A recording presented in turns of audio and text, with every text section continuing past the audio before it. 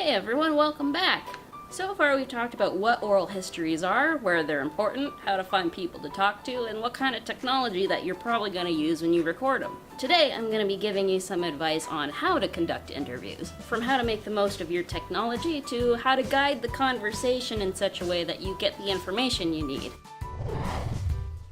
First things first, never leave home without extra batteries or the charger or extra memory for your recording device. The last thing you want is for your recorder to run out of space or power in the middle of a really good interview. This is another good reason to always keep a notebook and pens or pencils on hand. If for some reason your recorder or even your backup recorder stop working, then you can at least take notes on what's going on and what you're talking about. But having to record your interview by taking notes is like absolute worst case scenario, so make sure to always test your devices before you record with them. You're going to want to prevent background noises from interfering with your recording as much as possible, and believe me, you never realize just how many background noises there are until you start hearing them in a recording. Try to find a smaller, quiet room away from appliances, televisions, radios, and other potential sources of background noises if you can. An office or a study works great if one is available. Also, make a note of any background noises that you happen to hear just in case they do pop up on the recording, and that way you at least have a reference point in your notes for exactly what it is.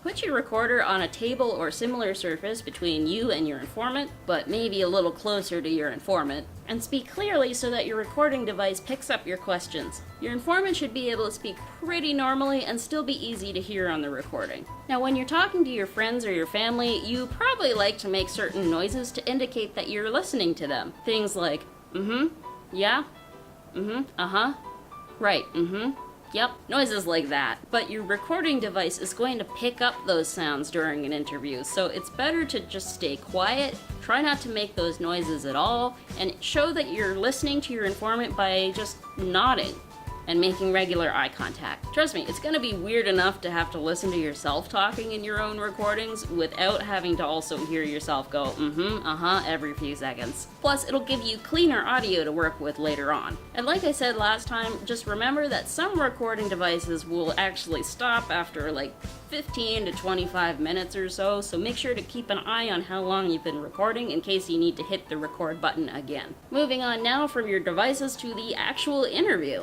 You should start and end every recording by saying your name, the informant's name, the date, and the location of the interview. If you think it's important to know for what you're researching, you can also ask your informant to give, for example, their parents' names, their grandparents' names, or their siblings' names, where their family is from, and anything else that you think might be relevant to what you're studying. All of this helps give a context for the recording, which might be important for considering other details later on. Also take notes on your surroundings, how you're feeling, how your informant seems to be feeling, things you might be seeing or smelling or hearing in the environment, as these little sensory details can help you remember a lot more information later on. It can also help to draw a little floor plan of the room in your notes with things like where you're seated, where your informant is seated, and where the recorder is positioned, just to help you remember these things later. And if it helps, you can ask your informant if you're allowed to take pictures. Make sure to always have your questions written down ahead of time and try to avoid questions that have a simple yes or no answer. You're just not going to get a lot of detail out of that. Also, don't worry too much if you get a little bit off topic in your interview. Even if what you're talking about isn't exactly what your project is about, you might still learn some really useful information. You're also going to want to set aside a